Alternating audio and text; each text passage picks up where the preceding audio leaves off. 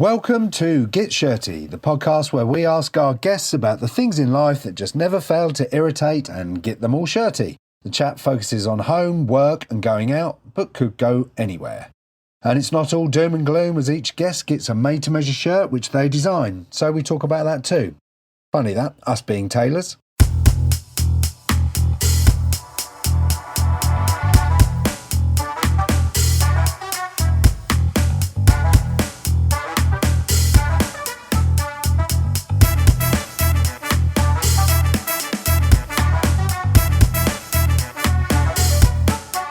Today's guest is stand-up comedian and writer Phil Kay.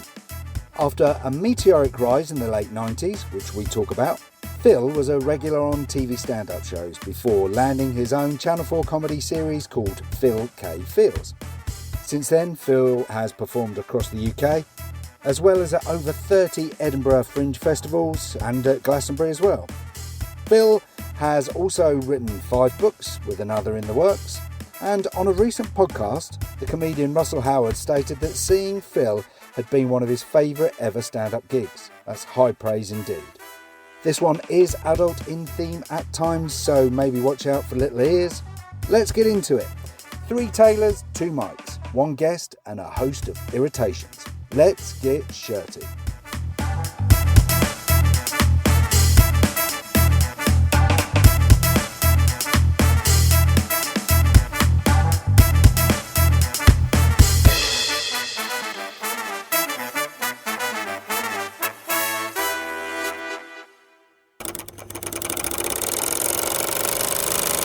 You just let me know when we're on. You're on? Oh, well, look, we're recording Because that's already. something that really irks me, is when you're talking and being very funny and then they go, oh no, we're not ready yet. The clap means you're ready to go. The one clap. There's nothing worse than getting one clap. But they've just had enough. They love you. I'm a comedian. They love you enough. But as the hands are coming together, they realise, actually, it's not that good. And they just do the single clap. Either that or it's the Dalai Lama up the back. Did you get that? Oh. Okay, that's another thing. Crowds don't get jokes, and then where are you then? No, you know the famous Buddhist thing is the sound of one hand clapping. Yes, yeah. So it's Dalai Lama at the back doing a high five. Of course. Stuart, thanks for having me in your tailor shop. That's all right. Is that the only word for this? A tailor? A tailor shop. Yeah, I You're suppose so. bespoke outfitters. Outfitters, yeah, but an outfitters, you tend to do everything. That then. suggests jodhpurs and fucking hunting gear. Yeah, we don't do that. An Aston Martin shooting brake. Have you ever seen one of them? No. Shooting brakes. I hate that. It really cheeses me. Do you know, we make all of that. The beauty of what we do is that we only make what we're asked to make. So we don't, we don't have to make stuff that. That implies I can come in and say, I want some snuggle shoes for in front of the telly. We could do snuggle shoes. Then you say I refuse to make out of Harris tweed. You can't have that. That's I think in sanctimony, in sanctity. No, it's insanity. Insanity, but the best feeling insanity I ever had. Because I'm going to Harris to make a documentary with my number. Right. Because you can track through the Harris Tweed company where it came from, and I'm going to see if I can get any more for an elbow patch type thing joke. Oh, right, okay. And then Jim Moyer, who's Vic Reeves, has agreed to do the voiceover. So if I turn up and go, here's some video, he'll do the voiceover. Right. Because he loves the tweed and he's into it. We met once when I was wearing something that this lovely wife had undone the cuffs. Right. So this tweed, this Harris was a real old rusty red one with yellow and bits in it, really amazing. And so there's a hole in it. So I had my thumb through it and he was obsessed by it. How did you get that tailored? How much did that cost us? And it cost me a pair of scissors. The budgets are all up in the mind, Stuart Hardman. You're Hardman. You couldn't have named this shop better if it was Hardman and Stitch. Yeah. Or Hardman and Seams. Mr. Seams. Mr. But Hemming Seams. is so clever. Does everyone get that joke, or am I thinking? Yeah, no, that's good. It used to be, well, I thought about it being just Hardman, but the Hardman and Hemming, it just seemed to work. But the chap who had the shop before was Mr. Death. DEF? He was a Death. Oh, Diaz. Yeah, so but he put that in himself, the apostrophe. So he was a Death or a Death. And he put an apostrophe in. Boomahole is a classic, isn't it? Sir Rodney Boomahole. Yeah. Because we had. It took me a while to get Yeah, it slowly. Hang on, synchronised clapping. No, you're on a delay. What's that? Zoom delay. Every joke you do is a pause and then, like a jet engine. That's not funny. I went to a public school in Scotland, very much exactly like Harry Potter's dining room. So massive, big Gothic paintings of ex-prime ministers who were at my school. Floating candles. Kitchen staff who were ugly as orcs. And then the names of, and there was a Smelly who was pronounced Smiley. Right, that was the whole thing. No, it's not. You get punished. I'm not head boy Smelly. Smellie. Yeah. Smelly. So it's Smiley. He was the opposite of Smiley. Yeah. That's something that really annoys me. It really gets my shirt out. Nice. That's where it comes from. Yes. Shirty. Shirty. Means dishevelled because you've been in a bit of a fight. Your shirts are out. Your long. All shirts in the old days would have a long. I knew I would learn something with you being into that. I haven't even introduced you yet. Do you know that? Before you start talking, I'm going to quickly say, welcome to the Get Shirty podcast, Phil Kay. Take your time. Let's do a really best intro ever. I first saw you when I was a single man. Had something like that. I was looking for a wife. Want me to tell? We were drawn to... I already had a wife, actually, when I first saw you, Phil. I actually forced you off one wedding into another. You did. That's the power of comedy. I was... so it was 90... When was your TV show? 96. 96, was it? And the first... So Phil K. Feels, wasn't it? Was the first one. So I couldn't... You said you were going to... Before we started recording, we talked about you sort of drawing out of me remembering the first time I saw you. Yeah. I'll take you back with what's called comedy mesmerisms. I like it. Comedy can't fuse them together, but Commeditation. They fuse together masturbation and mastication and meditation. So you're eating, meditating, and wanking all the same time. Anyway. So you remembered the first image of me. Saturday afternoon. Saturday afternoon, an early evening sometimes. Mastication. Latitude time mastication. That's what you need if you want to digest your food. Do you remember Roy Castle? I do remember Roy Castle. Yeah, I do.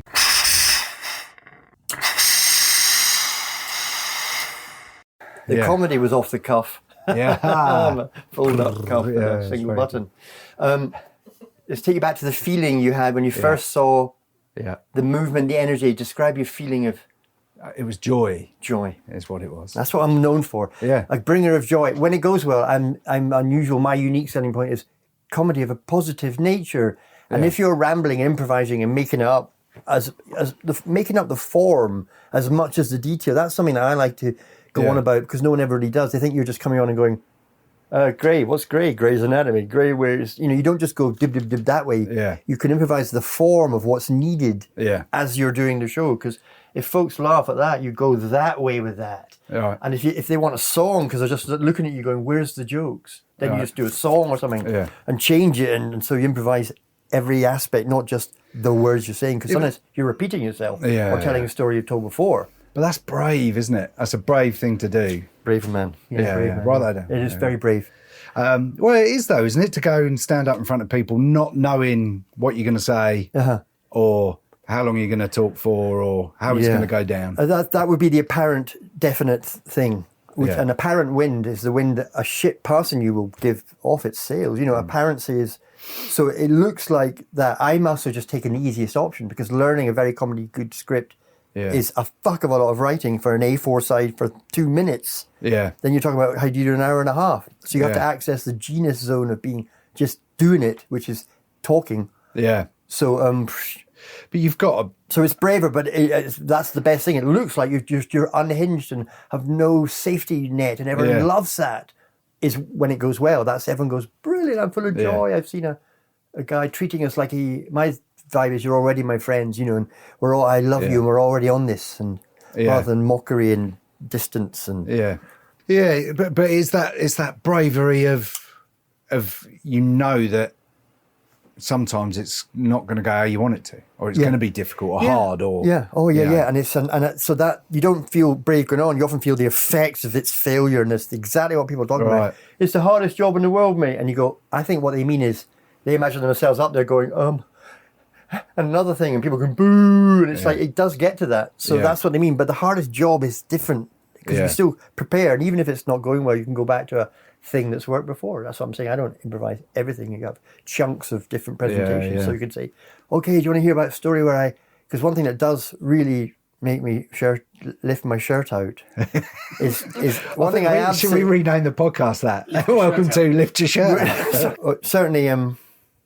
I can't remember what I was going to say now. You were saying... great joke about oh, no, don't. being because annoyed by something. Look, you said one of the things that really annoys me, and it was off the back of set routines, having a thing. Oh, I know. Down. Yeah, it's getting run over by horses. That is Or even that bugs me. Just, do you know what I mean? Especially if you're going out. Is that Yeah. one of your categories? It So is there's going out. nothing where you go out. You go have a big night out. Yeah. Of course, I was nearly run over by horses. So, Right. and I found, and yet what I noticed in the eye of the storm is they went past me on a very thin cycle track. Yeah. I mean, it was serious. Late at night, cycling down this cycle path back to my home at night, and I hear this noise, and I'm trying to work out what it is, and I realize it's horses' hooves. All right. And there's brambles. I've nowhere to go, and I'm on the dark in a bike, or on a bike in the dark. It's like I'm in the train. I suppose I'm on the train, or I'm on the train, Mama, in a cowboy film. Anyway, so and then I heard them, and then they came past, one at a time, and the last one winked.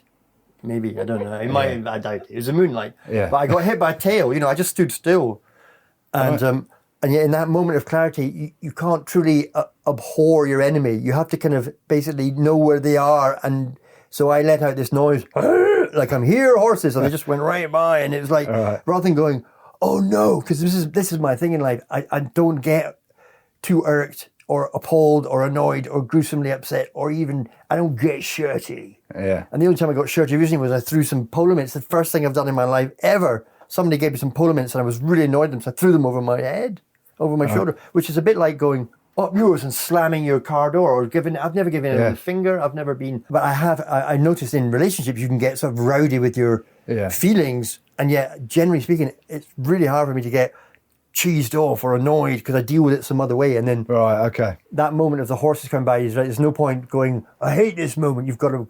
Yeah. It's like the opposition in your football team. You don't really hate them. You need them for the game. We hate you, but without, don't go. You know.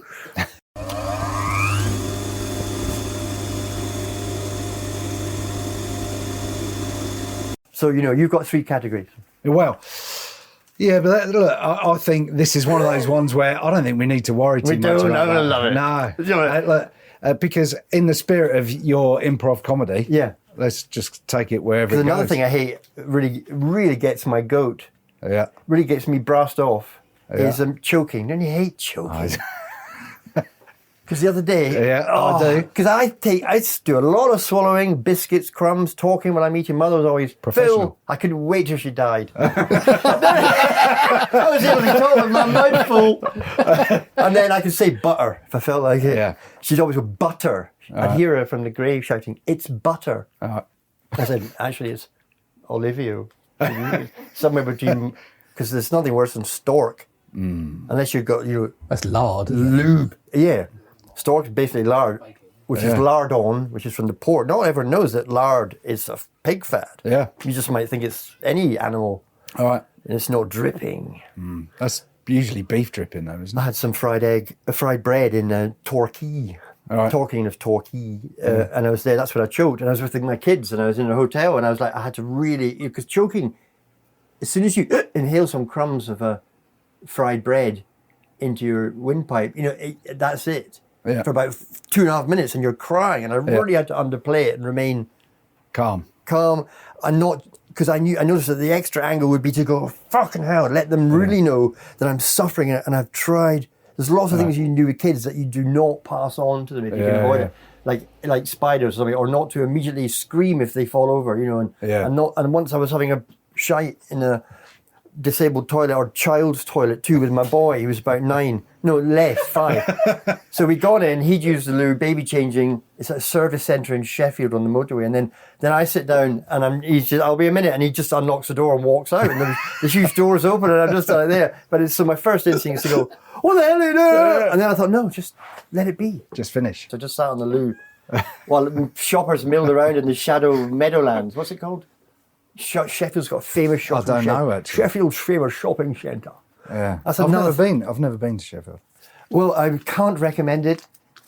No, I can't recommend it enough. Let's see where I was heading with that. Although I'm really into writing letters that have no chance. Right. I once got caught breathalyzed by the police in Glasgow. Yeah. I just came out of a chip shop, and I walked out of the chip shop, and I had a few drinks because I was driving around Glasgow in my car. Someone had nicked my bike, so I thought, and sometimes I'd drive around immediately, and you might see it again. Yeah, yeah. So I drove around and I had a bottle of whiskey with me, a couple of sips, and I had it strapped in a child's safety seat in the front seat. Safety first. Safety first. Of course. And then, so I came out to get chips, but there wasn't enough money. On the weekends, they put the chips up to 180. This is a long time ago. All right. Or £2, when they only had 150 during the week. So I had to go back to the car, open it from the passenger side, get money out the middle, then go back in, buy the chips. I came out and there was 2 police guys just walking down the road. So I just sort of walked with them. And, all right, guys, do you want some chips? And they went, yes. And then, no, we're not allowed to. They're not allowed to accept Right. it. No chips. So then I went to the car to get in the driver's door, and they're like, what's this pissed up guy doing getting in his car? And then I couldn't find the keys because they were still in the passenger's door, dangling.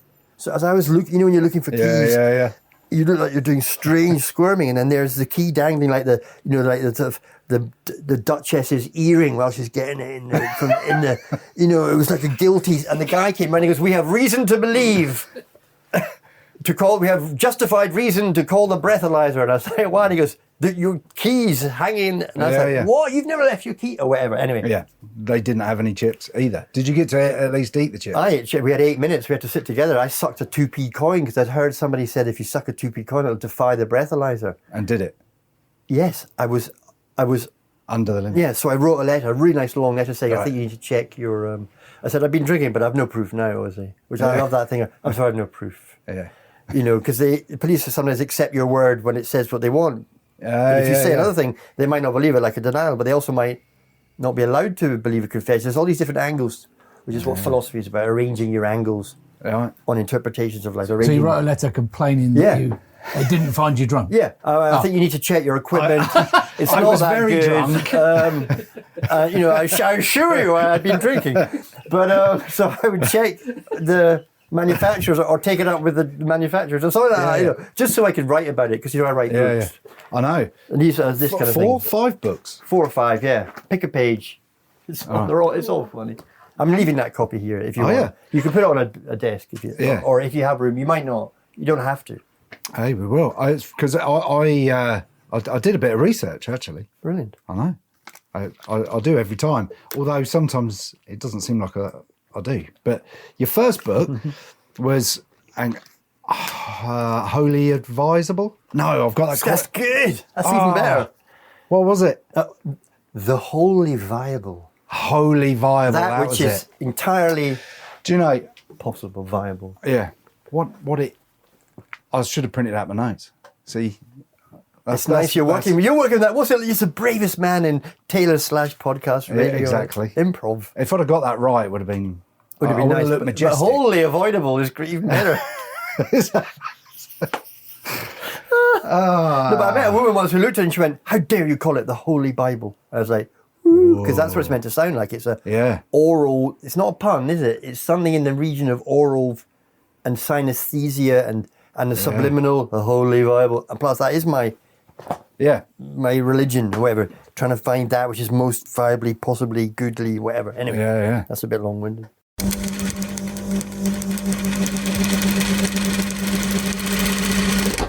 I think you've maybe covered off going out a Git Shirty on a going out there. I mean, I'm going to mentally try and tick them off as we go along. Okay, because... So you did a bit of work travel, and that's going out.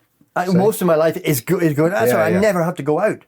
Because although I've actually taken about a year off gigs, I hardly do any, just do a few festivals. They're easy to cluster together. So I now go out with my girlfriend to like a folk night or a 90s, you know, I go dancing and stuff. I'm into that, music and dancing and gigs. I never felt I need a night out or ever. It's amazing. But I could summon up some story. So a recap is you going out, you don't like getting run over by horses, choking, and breathalyzers that don't work properly. Yeah, if I like good equipment. The police, it's shoddy equipment ships. Yeah. Well,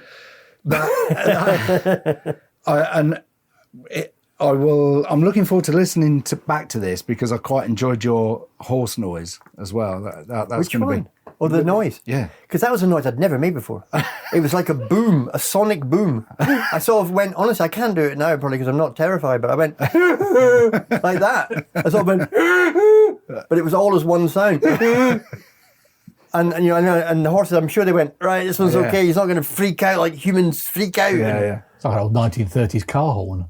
Exactly. There we are. God, I haven't done that for years.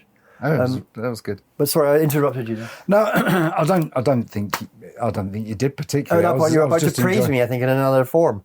Yeah, probably. Well, of course, you're utterly brilliant. That's. How was that? Was that pretty good? Yeah, that's pretty good praise. But we don't know what you mean. But that's great. That's great. I don't know what. Yeah, early on I did. I've done lots of gigs that have got better and better, and the good thing is that your better gets better. Yeah. So that's what's lovely. Yeah. Oh, was that you? We're all looking. That's all right. I sat on my phone. Oh, you got those new foldy ones. It's so brilliant, I tell you, because you just never lose it. I'm trying to turn off the sound because it might go again if someone's trying to reach me like that madly. Oh, that's the calendar. Sorry, there's settings down the bottom. What it is I need to be able to put it where it'll never lose it. So I have a button there, or in denim. Usually I'm wearing a denim. It just goes right in the denim jacket. And it's small because I used to be sitting in my phone. That's another bugbear of mine. Very hacked off by. All right. It gets me, those huge slides. So it's like, we'll make the thinnest thing of the slidiest material. And every time I cross my legs ever, I started this sort of lozenger tongue coming out of my, and I would be falling on the floor the whole time. And do you get through a lot of phones? I did before, and now I've had the same one for 2 and a bit years. So I'm happy as Larry. I keep going on about it. I'm over the moon. Who is this Happy Larry bloke? Yeah. You're a lot. Wait, I don't know who. Yeah. Happy as Larry. Do you know Larry where that David, came from? the millionaire mirthman, is one. Is that? Do you know where? You seem like you know where a lot of things come from. Words. No, that's I made that up. That's Larry. Well, I gathered that. But sometimes I've gone into words a lot in books, and then you've gone into things. It's fun. I don't use dictionaries. I use synonyms often because that's like a different, less prescriptive and more informative or whatever. But definitely over the last few years, I've committed myself to sort of being a total wordsmith. But I don't want to go down just consulting others. I like to dictate through usage. Yeah. And do you enjoy the writing? The books side of things? Yeah, it's quite obviously, 20% unconscious mental health, looking after yourself, because just the idea of relating to what you've done and knowing that next week you're going to be relating to what you've done and then getting it all out. It's like a set list for life. So I think of hundreds of things and they're almost all down in a notebook and then almost all getting into one of the recent books. Everything I think of that's quirky and fun for me, so I'm sharing that. I got 20 notebooks off the fish shop. Right. This guy ordered 1,000 of these by mistake by clicking on the thing too many times or whatever. So I went in, I like your notebook, because I used to always use waitresses' notebooks. Right. Because they're just so fun and great. And then, of course, you buy them with a pencil and you can get little blue ones, whatever. Right. But then I got 19 of these from them. So I'm going through them. So and they got the handy thing of having a little number on each page. So you'd be surprised how often now back to 32. Yeah. Because sometimes I leave it and you miss one out, and then you got a gap, and then you got to cope with that. Right. What else did I write? I'll have a battered sausage, please. And salt and sauce. Salt sauce with that.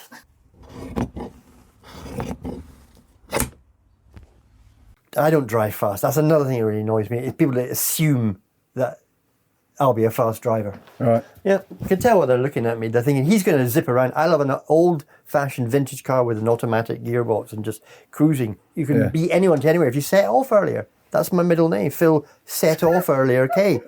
And then you're arriving there. You're not like ruining life because you're in a hurry. It's 1:45 and you've got to find it. You're sort of like, it's the opposite. You get to really enjoy life more because you've set off early, and half an hour is nothing, isn't it? Yeah. 30, you see that word, 1 minute is 20 something, the next is 35 past. You're like, whoosh! And and then the hand goes up higher, faster on a clock, doesn't it? Yeah. So time is so subjective. I can often get subjective and objective the wrong way around, but it's totally your own thing, time. And you can stretch a moment by tweaking your nipples and waiting for a bus. Yeah. Or I often carry a toothbrush in the car, so I never have a problem with traffic jams. Because I go, here, I'll just do some extra brushing. And and do voicemails. The last book after the last one is called Audiobook. So it's basically sort of dictated book. Right. So I've just dictated things out, and then you type up, or the program will type up if you do it good enough. But ultimately, it's just mostly spoken word. It is all improv with hardly any sentences, and it's actually quite good because if people know this, then they accept a bit more of how you speak about things, which is some authors have tried to recreate speech. Maybe Trainspotting is a famous example. Writing how things are sounding and heard. Because speaking of train spotting, I understand that you were presenting an award. Yeah. When I had the vol-au-vents in the the presenters podium. Yeah.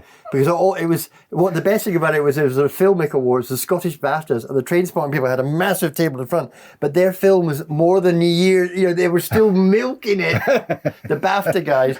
So I kept going, whoa, and I was doing the warm up, which is the worst decision you've ever seen because people are coming in. Billy Connolly was like, everyone was chatting and then just looking at him, and I was like getting nothing, and it was like that. It was funny, but anyway, that's fine. I had a vol-au-vent, I hid it, and then when Ewan McGregor came up for his award, he went, he took a wee nibble, and it was all very funny. Yeah. Ewan McGregor's there, Irvine Welsh was there, and Andrew, and there was someone else. And I had a massive bag of leaf weed, serious large, because it was just leaf that you usually uses as a tobacco alternative, but we had that for some reason. And then Ewan McGregor started playing with a Darth Vader helmet. Right. And then there was this thing, this hush and something, and I went, "What's going on here?" And they were all laughing. I think he'd been offered Star Wars as early as when a year and a half after Trainspotting had gone out. We could look it up because there was this thing of we're all like, "Don't tell." Shh. They were literally couldn't tell anyone or something like that. Which you wouldn't think a drunk people at a party would mind. My connection to George Lucas is quite thin, but I could have upset things. But by, if we go down the Kevin Bacon 6 degrees of separation, that means I'm now connected to George Lucas. There we are. You see? 7 slices of Kevin Bacon. I know exactly. 6 degrees of war. Exactly. So I'm there for the grace of God. You're right, we're all connected to someone. I used to know this woman who was in the House of Lords, so I had an instant connection to almost anybody in the world. And then you get the White House's phone number, you can get that, though. That's not a big deal. Phone up the White House.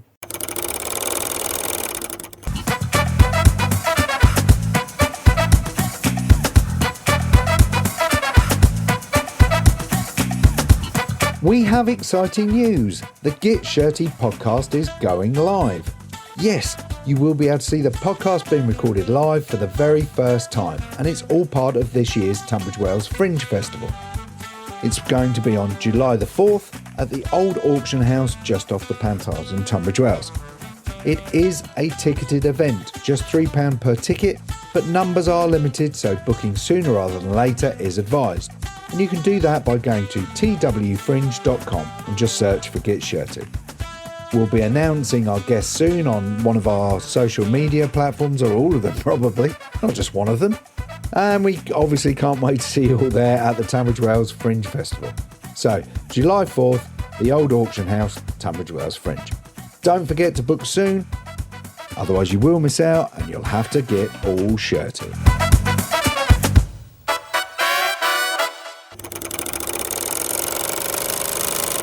Was that one of your toughest gigs then, doing the warm-up for an award ceremony like that? Because you can see how people see you in a good way and think, that could work. And maybe just doing jokes wouldn't work as a warm-up before the BAFTA. So maybe just me moving around being silly was what they wanted. What's better are just truly bad gigs where it could go really well and it just tips. Right. And I've heard it said twice, "Oh, you did that on purpose." They see that a bad gig, because when I do a bad gig, I start to get into why it's not working kind of. I mean, I try jokes and go, well, if you've got this thing, we're going, just get off or something.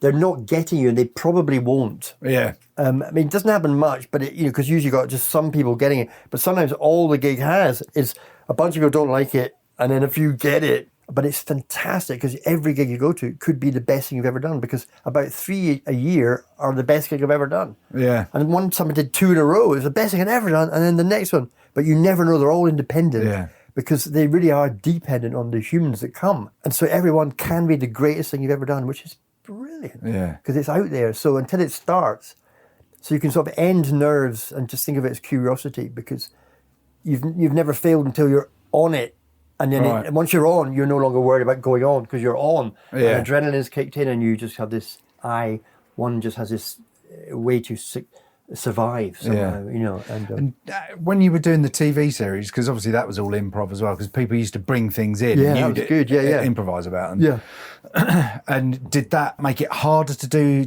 How did they work? Was it like a gig and they just recorded and chopped up what We did what it as worked? close to a possible gig. Oh, It's like really? 45 minutes of filming and they would chop it down to 24 minutes. And I had this agreement with my producer who was really on my side.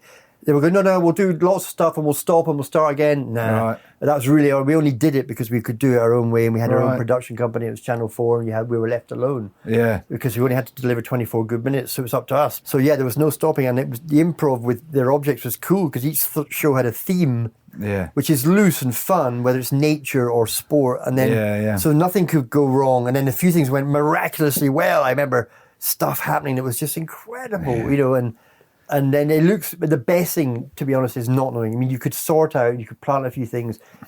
And yet you would know, and everyone would sell, and then people who are a bit autistic would tell that you're lying, you know, because so it's much better not knowing. Because I remember particularly the one with the haystack, and there was a woman who gave you a bag of straw, and as you grabbed some of it and put it in your mouth and were chewing it, and she went, "Oh, there was poo on that." And then you were like, "Oh, it's like some Shakespearean tragedy. There was poo on the poo that was on the hay." Do you not remember? I don't remember See, that. that stuck so far in my head. And the haystack was made of hay. Yeah. I had it following me around. That's I mean, I could right. commission wherever I had a budget. They're going, "Phil, we've got 12 grand still to spend." I go, "Okay, get me a desert island, you know, or whatever." Right. I had a desert island on one, and That's and then I right. got I had men's size stiletto come out of this because this guy was like, you know. What I Walk said, like what a size are your cowboy. feet? Yeah. Yeah. And so, you know, the haystack used to follow me around and stuff. And it's like, I don't know what the joke was, but it was funny enough. Yeah. This haystack sort of following you. I loved it. Yeah. It was Because great. having It a was- budget. Yeah. It was a like great show. watered down. At that point, some of its best was like watered down Vic and Bob as a single guy. So it was Right. like being silly and daft, but then the other half was this really earnest improv comedy. So Yeah. it was quite a nice blend when it worked. And then we filmed some adverts and we filmed sketches after the gig from things that had come up. And little puppets. You did one. Yeah, those puppets. Yeah. I remember it cutting to you talking to the puppets, going, "That was absolute fucking bullshit." annoyed. I don't know what that sounds terrible. But I had to think about mistaking vodka for eye wash. And then watering the plants with your tears. And so we filmed that. Just this guy going, in his garden, and you know what There was it- one with you dressed in a little sailor suit.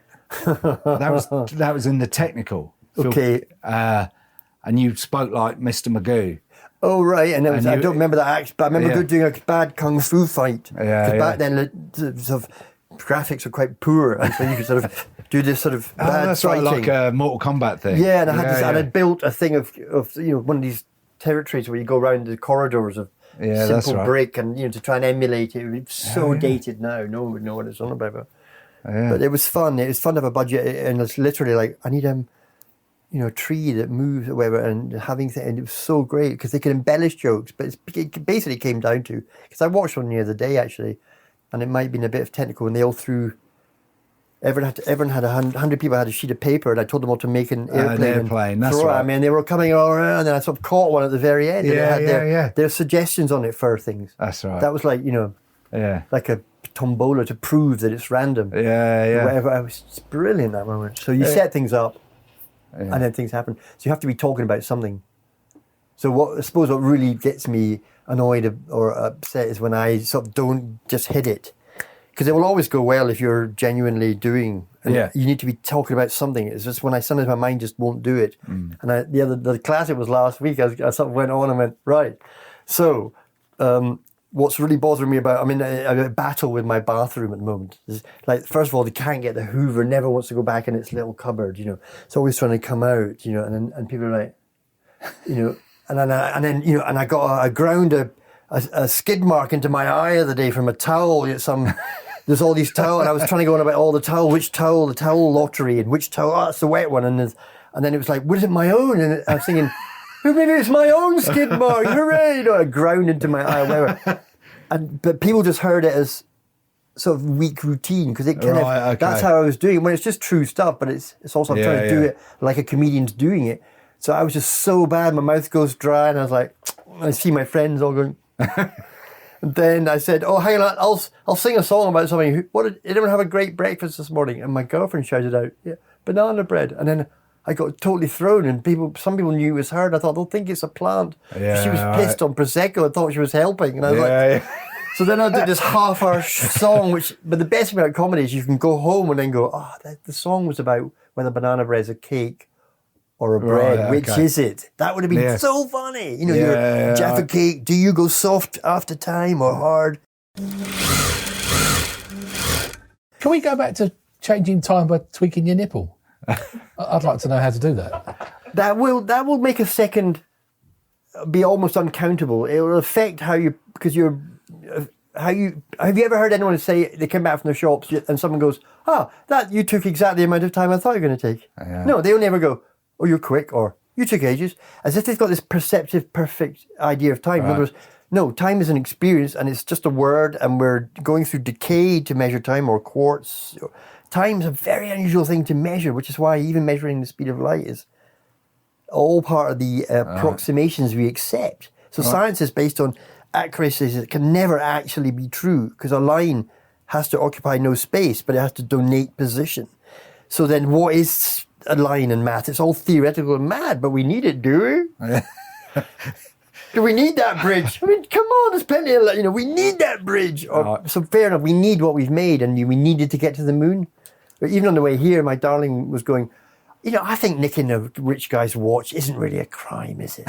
He's just wearing one. He's bound to have another one. I was going, it's still a crime, but I know what you mean. It's like, whoa.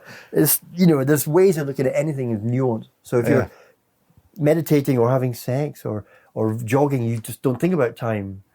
And I used to end this gig when I was quite successful early on. I had an enormous amount of success immediately in my first near.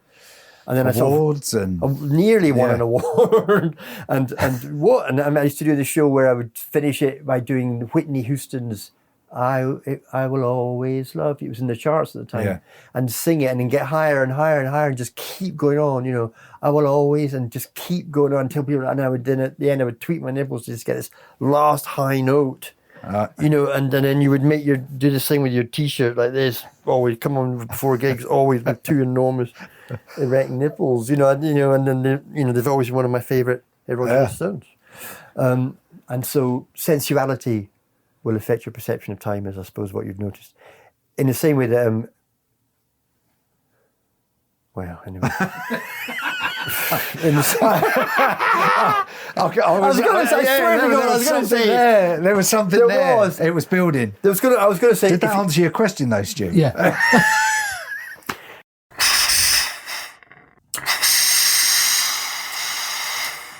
Yeah. So the award, because the award was, I thought you did get an award for best stand-up. No, I won one. Comedy award. Yeah, I won a big TV award because what it was is.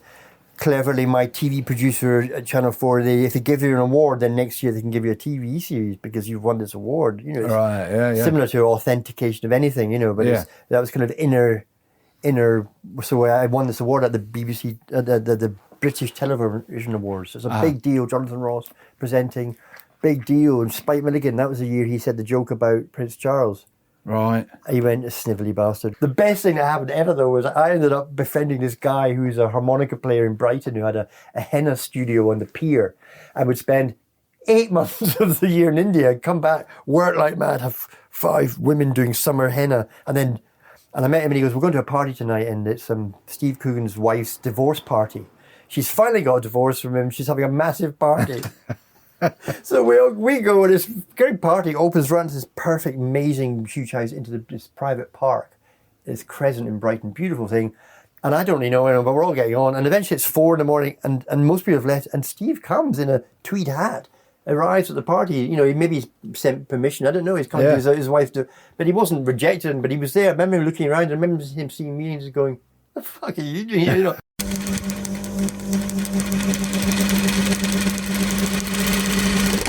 But the award was too big and meant nothing. But it meant that I got a series. You got the series. Because Channel 4 could give it on the back of that. I think it was a nice TV production, Benny. It was amazing fun. And then the next year, I went back 3 years later when I'd done a TV show for the Best Newcomer Award, Right. which I didn't win. When Right. Harry Hill won, I was a nominee. I Right. stood up and shouted, "No!" like that, which I think was great. Hardly Yeah. anyone's done that. Yeah. At the Oscars, they've all got a camera and they've got to go. Yeah. Very happy for Kate Bloody Blanchett again, or something. You know, it's a moment no actor could do well, but every actor will do better than anyone. Yeah. But anyway, All right. And weren't you nominated for the Perrier as well? I was nominated for the hardcore real Perrier, and that was back good. in the day. Back in the day, that was my first 1 hour show. I mean, I went to Edinburgh and did a competition and won that. Next year, I did a half of a show with Ardlo Hanlon in the venue. Then next year, I was given my own hour and then the woman that ran the venue became my agent for 15 years. Right. A woman, so she saw me, discovered me, like a Simon Cowell thing. The competition is called So You Think You're Funny. Right. And it was one of the first comedy competitions with 16 entrants. Right. Now they have like hundreds of entrants to even get on the audition for the show, you know.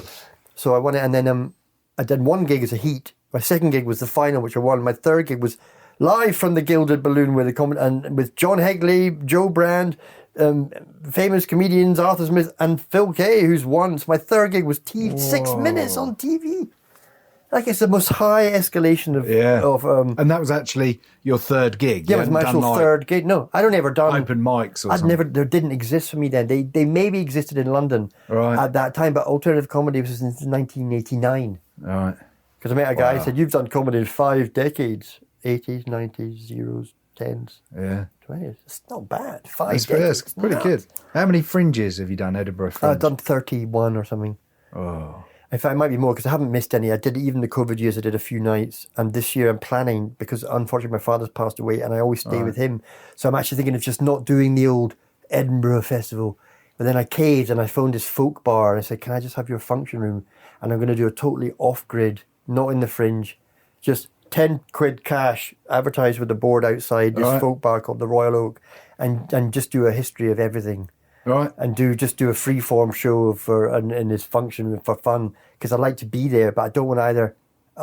May well have sold my dad's flat by then, because the last 20 years I've stayed for free in Edinburgh with no cost and had even the best deals you've ever heard. Yeah. Because I kind of knew people and got in things. So I would make money at Edinburgh Fringe, which is now famous for being too expensive. Yeah. And yet it isn't. People will still go. There'll always be people who will have enough money to get there because it does work. Edinburgh Fringe has been, and I grew up in Edinburgh, so it's like my hometown anyway. And I always felt so into it. Loved it. Yeah. And some of the runs were long, and then I got into just doing half. And then I left the big venues about 15 years ago and just started doing this double-decker bus and these cool rooms and totally off-grid a bit more and back to my roots, because I still had enough. People could just find you online. Yeah. So you don't need to do massive poster campaigns. Yeah, Most of that's flyer in about making money for agencies and companies and rental companies who own stakes in the poster companies. It's nuts, but there we are. Yeah. So I always made it work brilliantly and loved it and made some really good friends, and now I can go to Edinburgh and just relax. I don't but I'll do a show this year probably. They haven't got back to me actually. It's funny, at the Royal Oak. All right. If you're listening. Seemed unlikely. It's been a highlight to do. I mean, to do 30, 31, that's I mean, honestly, incredible. the majority of them, it's like, well, that's money, because I'm going to go down and do 20 nights. Woo! It's like, I could do, and I've done 7 Melbourne comedy festivals and made money in a month. That's great fun. Yeah.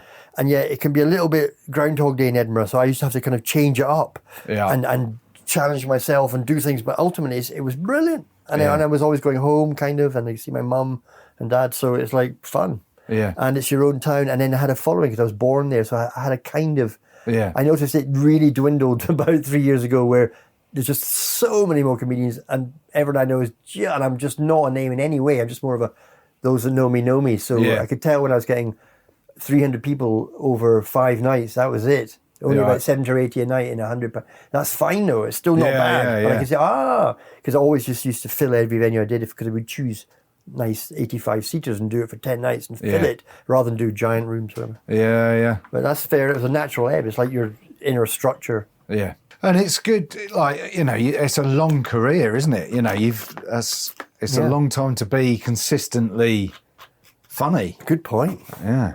And then, so it could have gone tits up here and there, but then for about 15 years, I was just in the middle of Scotland, living by the beach, doing art centres on my own. I didn't do comedy gigs. You can make 300 quid a night doing slots in comedy gigs, but it was never my thing. And I lived nowhere, in the middle of nowhere. So it worked incredibly well. I arrived at a couple of gigs by boats, and I would be in Skye in a town where you get 80% of the available adults in a town, in a function room, in a bar, and you get all the tenors and make hundreds of quid, and you'd have an amazing night, and it's in the town, and the Orkneys and Shetlands and all over Scotland were mine, mostly on my own, doing things outside of comedy clubs. I never hit it off with the stand people who had few comedy clubs around, so I just always did things in little theatres or back rooms or studios or art centres, which is brilliant for me, because then you do a 30-minute, 25-minute first half and then take a break and start to get pissed, and then just wild last hour. And you could do quite a good show back in the day.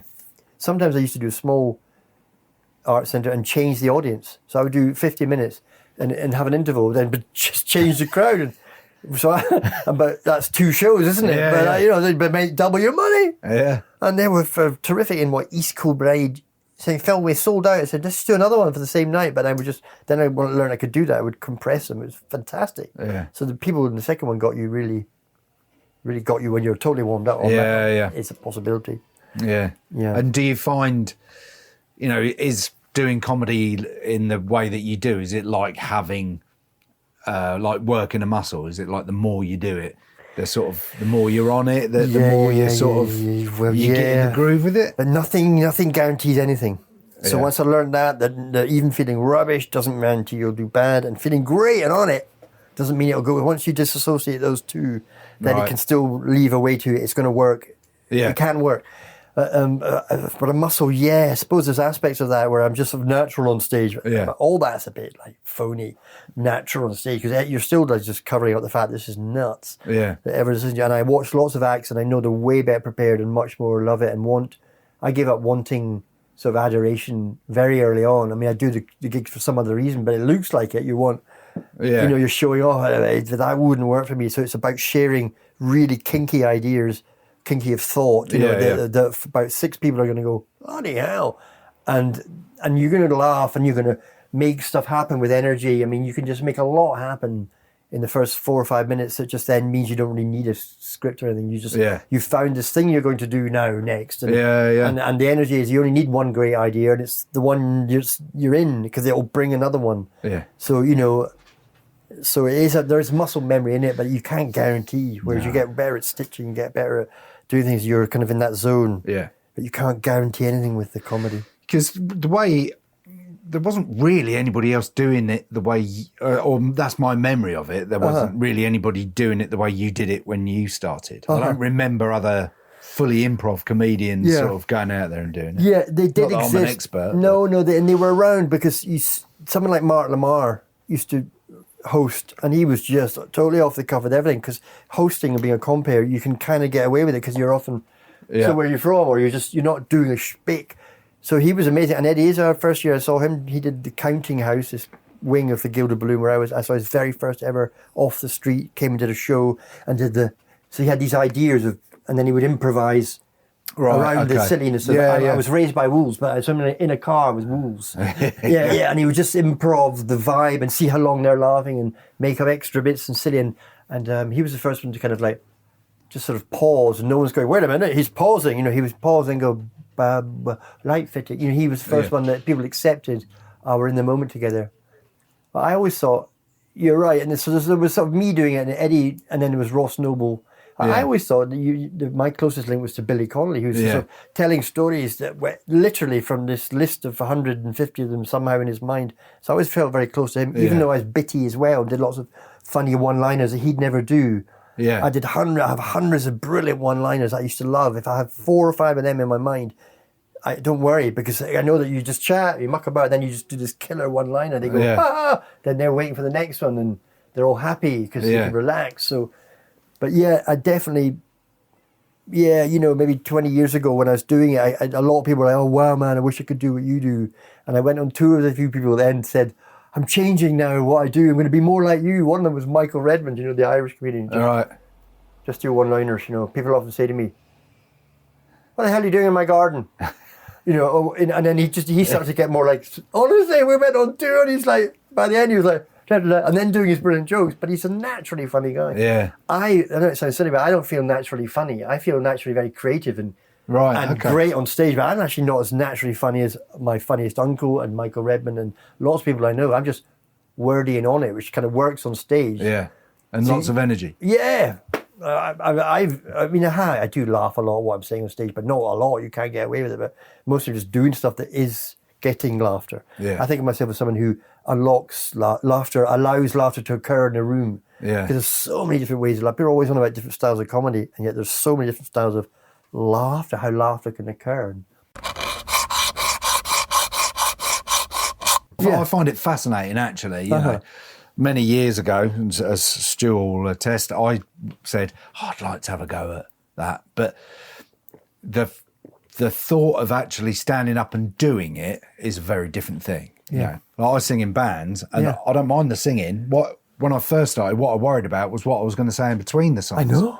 Not the actual singing of the song. I know. It's weird, isn't it? It's not that weird to me, but I know that's the thing. And for some people, singing is the one thing they'll never do, because it's your true sound. You know, they even more than "Hello, my presentation," which is the second fearedest thing in the world after Tigers, is talking in public, because you're going to be heard and there's nowhere to hide. So yeah. But the singing was somebody else. Yeah. The talking in between was me. Fair enough. Yeah, you know, that's talk in between as someone else as well. Which is, I didn't think of that. Pass me by. But I'm only a slight someone else. You can't, your next song, you're not going to believe my next song.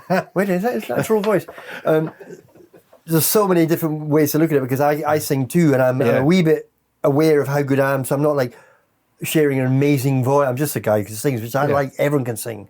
So if you could take a comedy workshop and make, sort of lateralize and think about another way, rather than how do I be funny on stage, you think of way when you are funny, you're just telling a story to your mates. If you can switch your mind, because literally go up and going, here's a story of disaster that happened on holiday.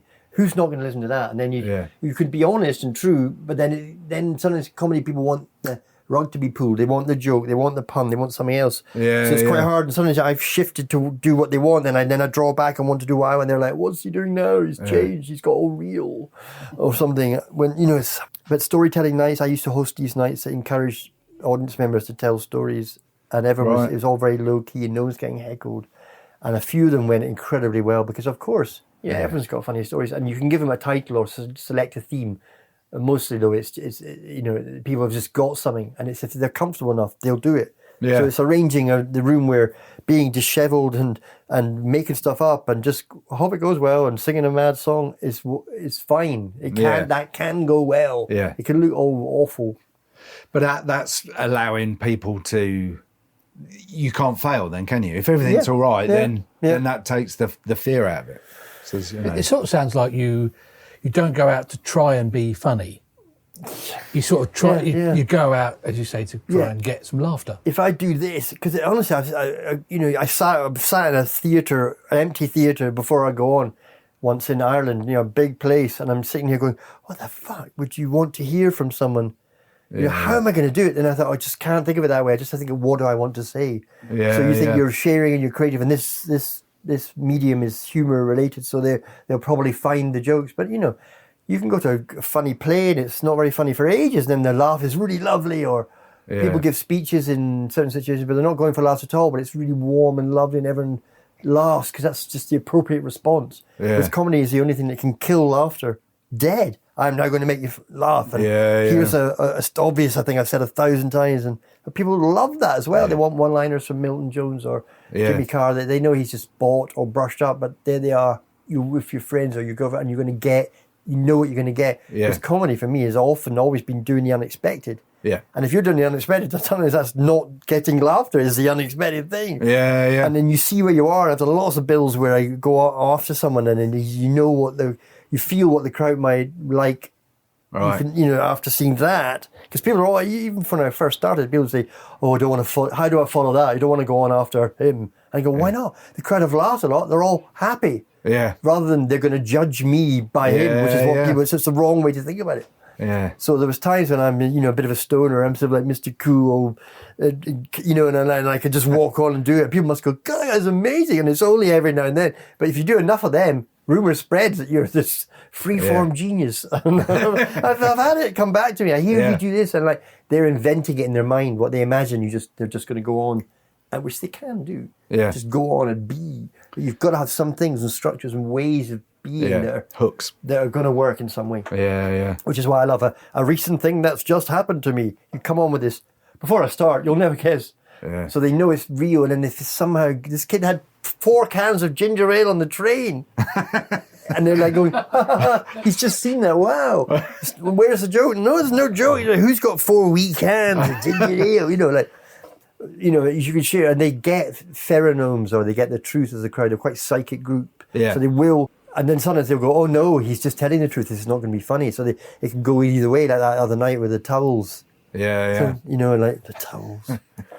What was the other thing? Our soap. Just you put the soap back in the sink and it just starts to move. There's nowhere for it to be. And my biggest worry in life is the soap going to follow me out the room? And they're going, I think that's hilarious. And it sits there. Things with gravity just start to turn, and you could embody it and do lots of physical stuff. Yeah. I love physical stuff. Everyone's always saying, do more funny stuff. Yeah. What's some of your early, like in preparation? I sort of went back and watched. Used to do a bit with an ironing board or on this particular thing. Yeah. Surfing. Brilliant. Yeah. And the water's only just up to the ironing board. You put the ironing board up the same height as the sea, and then you look like you're brilliant, and then you get up on it on the stage. I had one for a whole Fringe run, but then I used to do it whenever I found them in hotels. All right. And sneaking the ironing boards out of hotels is so funny. And the irons. Then I started just doing a thing with it. I'd have an iron on the stage, and I pretend it was a travel bong, and I'd just be doing things with ironing. And sometimes you can plug them in before you go on, so they're still hot and everything. So, but the ironing board was good. That was my sort of having my first show when I was consolidating. It started to get better. And Johnny Vegas was on hour before me when he did his pottery show and became discovered. And so I did it. Yeah, that was fun. But I never took one to gigs. Just you'd find them around. Yeah. Because backstage at every gig there's unusual. I always go on with some thing from the backstage room. Obviously not really just a green room, changing room, from the kitchen or something. Every time. I remember going on with 19 plates at this hotel gig because the back of the stage was a cupboard just full of plates. So I go on, I'm chucking them out. People were chucking them back, and I probably broke one, but you're best not to if you can get away with it. But so then they just know this is real. You see it coming out of their face. Oh my God, it's just real. No one carries plates to gigs. So they're in it for the play. Yeah. And that, I suppose that's it, though, isn't it? It is grown up playing, and we forget. Exactly. We forget how to do that. And you can always go, no, and yet it's really needed and wanted, and is valid and is viable and is because it's so good. Especially when you have children, you just can't be grumpy. You have to find ways to be into what's happening, and children saved my life.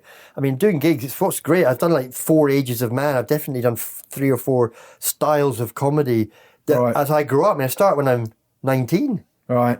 And double denim, winning an award, 3rd gig on telly, but 10 years later I'm doing TV and big things, and then 10 years later I'm in Scotland doing whatever I want, man, filling Inverness Theatre with 370 people, and then I just coast, and then I sort of change as a person. So I've really got into writing now. The rewards for me on my soul of writing the last 10 years were like what you go into comedy for, that kind of adoration, but it isn't adoration, it's just feeling like you're doing well. But comedy only exists with a crowd. Yeah. Feeling like you're really nailing it with writing. And I haven't sold many books, but I just love doing it. I maybe have a book deal coming soon, whatever is the way to think about it, because I do other books rather than just memoir. I've got this book called The Comedian's Guide to Ulysses, James Joyce's Ulysses. It's called See You, Jimmy. And it's basically just the 1,000 best jokes. Because a lot of people don't read Ulysses because they think it's all highbrow. Right. But most of it is wordplay and links that are the same as jokes and actual jokes. And he's got 5 or 6, 7 totally different voices of narrative or writer style. So it's terrific books. I've written it, and a couple of publishers were really interested, and then it just fades away. My tagline became, you know how thousands of books don't make it each year? I was like, can I just be one of them, please? It doesn't do very well, but my dream was I'd then shift up and do literary festivals. So I'd then be a writer who's the Phil Cave talk writer show, but the funniest writing show. Question and answer and telling stories from your books, whatever. And that was in place to happen. I did a few from earlier books, but this publishers I really want to happen with would give me so much support. I'd be at Hay on Wye before you know it, doing a midnight show. It'd be brilliant.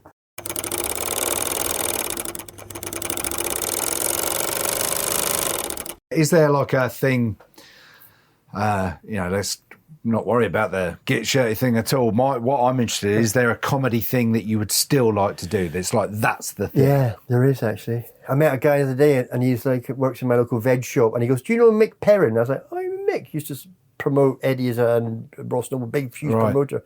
And at one point we were talking about me doing this thing, The Storyteller.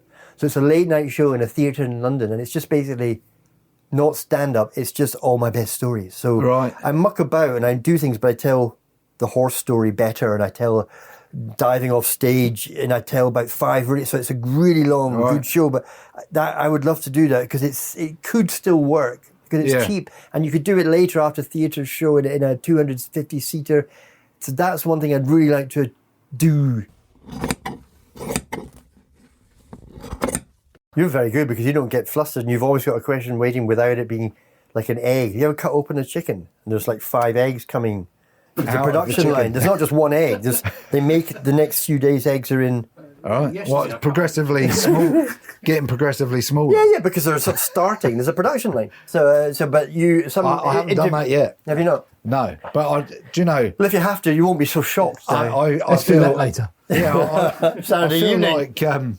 I feel like that's now like a life's. I don't feel like my life will be fully complete unless I see that one day. Well, there's a lot of buckets I want to get before I die. Yeah. Well, actually, that's something we talk about a lot here, isn't it? But you'd have to cut the Things chicken to do, like a bucket list. Well, yeah. to see it. Yeah. If you cut that way, you cut through them. You'd have to cut longitudinally through the chicken in order to see the eggs going along. Because generally speaking, you wouldn't be eating a hen, but people don't think about it. A hen's producing eggs. No. There isn't one gets made and comes out perfectly as an egg. It has to sort of has a gestation of becoming an egg. That's true. I hadn't really thought about that. I won't look at hens in the same way. Hens. I think I'd always thought that they Popped one out. Well, not that I obviously knew that they were there, but I'd never really visualised it. And think about that for hundreds of millions of other things in life. Oh, I've already got one. Have you? Yeah. Well, Is it poo? it is poo. It is poo. I don't like the thought. I like to tell myself that my poos just arrive when they have to come out. There they are. I don't like the thought of walking around with them in me. Building up. And I'm starting just like, small. I need to go. And it's, there it is. I don't like the thing that I've been making it as I've been walking around. Fair enough. There's a lot goes on hens. between gullet and rectum that we don't have to know about. It just happens. Perhaps that's what happened with the towel. You thought about that? The skid mark. Yeah. Yeah. It was my skid mark probably, and I had a terrible arse for about a year and just itchy and ridiculous. And but I had classic ringworm. The doctor said, "Do you mind if I photograph? This is textbook ringworm." All right. Yeah. Don't rub that in your eye. I don't know if you can get bad ringworm, because ringworm is a fungus. It's not really a worm. It's a fungus round your area. If next time I see you, you look like a sort of red-eyed panda, I'll know. Ringworm. Textbook ringworm. I'm not sure if there's a better way to end this. I don't just come squeezed out like a turd. I've got a lot of production to me. There's more. There's more coming. I like it. But thanks for having me, Stuart. Hey, it's very Phil, cool. it's been a pleasure. I've been a fan for a long time, and as I said when I sent you a message, well, in fact, it was through a mutual acquaintance that I saw that it was a radio thing that you were doing. I saw that and I was like, hang on, that's Phil Kay. And I'd mentioned it, and he said, "Oh yeah, Phil." Yeah. The Phil Kay. Yeah. I should do something in a small jazz club in Tunbridge Wells. We should do something where I can tell stories and have a nice room. Yeah. Afterwards, we'll think of a room or something. That'd be fun. We've got the Tunbridge Wells Fringe coming up. Yeah. You could never join Fringes. There was 6 months ago when they're but there might be some event. But what I'd like is a nice wee low-key room with a carpet on, and we can How many people do you want? 55. Oh. Who cares? I can't do 55 because I see. we do little gigs in here Of course you during do. the Fringe. That would work. Come on. 15 Peter. It's 15 though. 15. It's not many. We It'd might be able to cram a few more people. be fun. It'd be fun. We'll talk about it. So Yeah, you never we will. know. Why not? Phil, hey, that was very nutty. Funny we'd been filming that. That was impressive. It's not being filmed. No. But yes, I've been a fan for a long time. And it was very formative years for me actually when I used to watch your program, and I've videoed them and watched them on repeat. Brilliant. On repeat. Brilliant. So it's been slightly surreal actually having you in the room. Phil, thank you very much for being part of the Get Shirty podcast. As our official sign off. Thumbs up. The best of all audio sign offs.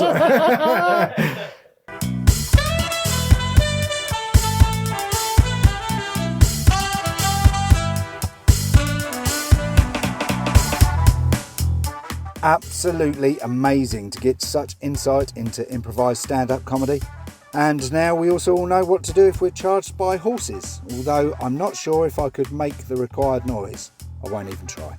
A massive thank you to Phil for coming in and chatting. This episode was edited and produced by Stuart Wilson, as always, hosted by me, Stuart Hardman, and overseen and kept on track by Sam. Thanks as always also to Dat Hazard for the podcast music. Until next time, do try not to get too shirty.